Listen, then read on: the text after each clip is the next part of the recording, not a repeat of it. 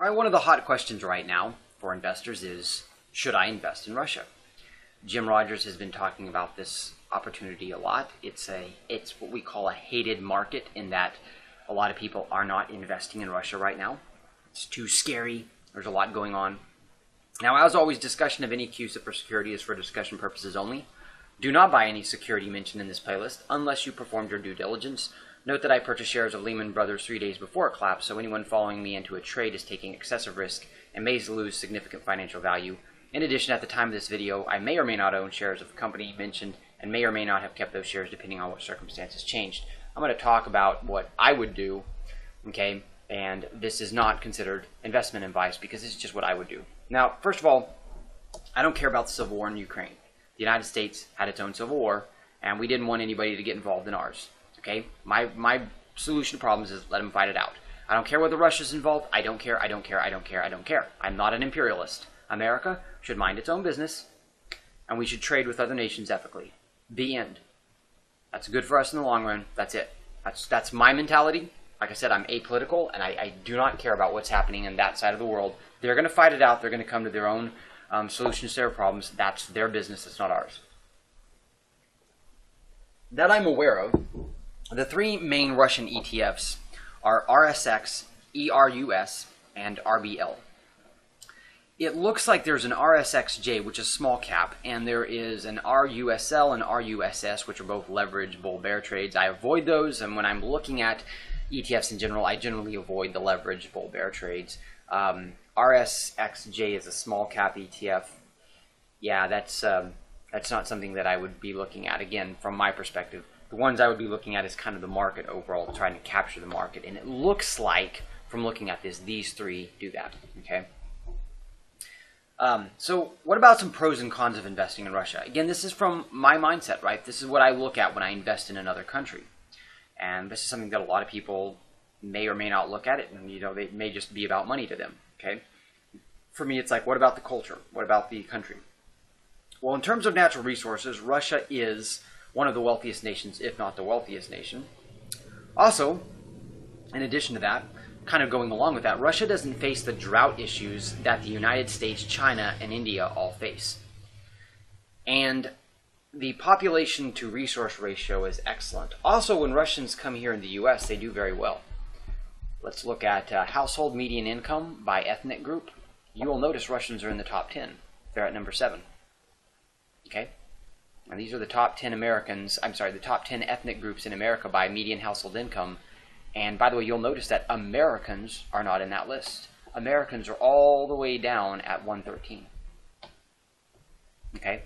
So other countries, when they come here, other ethnic groups, when they come here, actually are more likely to do better than Americans are. People who are born or grew up in America, raised in America. So they do very well in the U.S. And that says a lot about because when they come to the U.S., there's nothing that holds them back from entrepreneurship, right? We're a capitalistic entrepreneurship culture. So when they come here, they do very well. That tells you they would thrive under an entrepreneurial approach.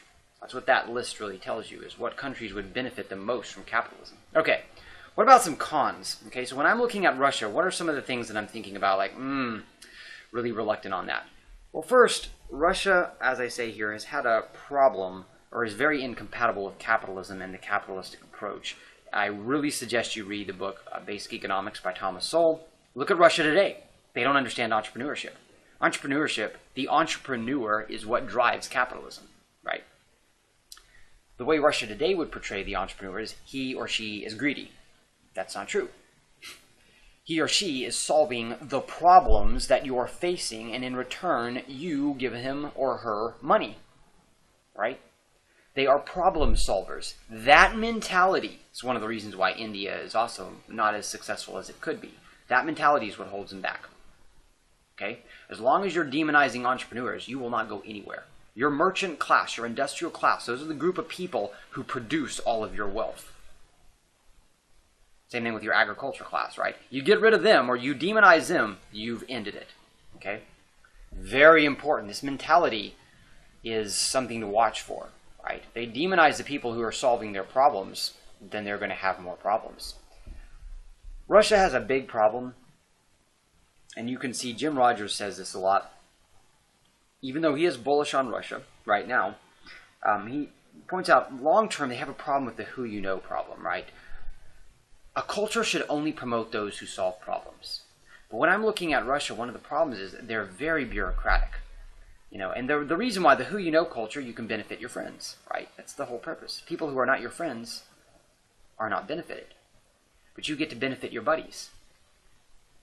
Now, I would tell you, I'm probably the biggest jerk of a friend in the sense that I'm not going to promote my friends. I've had friends ask me for a favor, and I'm like, no, you're not qualified. You can't do this. You can't do that. Like, it leads to a impoverished culture when you do that, right? This who you know problem, by the way, is actually becoming a problem in America too, but this is a big problem, and it promotes bureaucracy, which leads to the death of innovation. And then finally, the Russians are some of the most skilled people at handling suffering. Like they can go through hard times better than anyone. They can persevere through hard times. Here's the deal though. That's great, but you have to see that hard times open the door to innovation. It's not just suffering through hard times. It's innovating through hard times. And Russians historically, again, if you look at their history, they have a problem seeing that. The hard times right now facing Russia actually are opening all kinds of doors to innovation.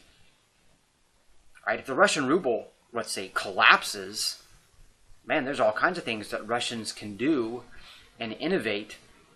And you're seeing they're making deals with other countries like China and Iran and such. That's good. But the idea is there are opportunities in challenges.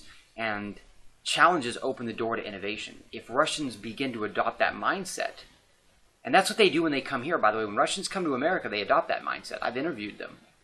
And they see the opportunity there. Again, they will go on and they will have a great history. So when I look at Russia, those are the things that I'm looking at outside of, what are the price to earning ratio and the dividend yield. The dividend yield, when I looked at each of those, each of these ETFs, very good. When I say good, way better than anything you're going to get with the SPY. And the other thing too as well is some of those companies like, Gazprom, they're basically almost paying their earnings, and that's with oil being low, which tells you a lot.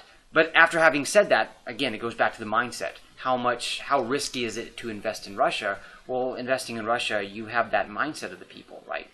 So, because you're going to invest in it and your resources aren't going to go to where it needs to enrich other Russians. The goal is your money goes to where it enriches everybody. People have food, they have resources, they have technology, they can do things. Otherwise, if it just goes and benefits the bureaucrats, then the Russians starve while the bureaucrats have all the money. That's not the way we invest.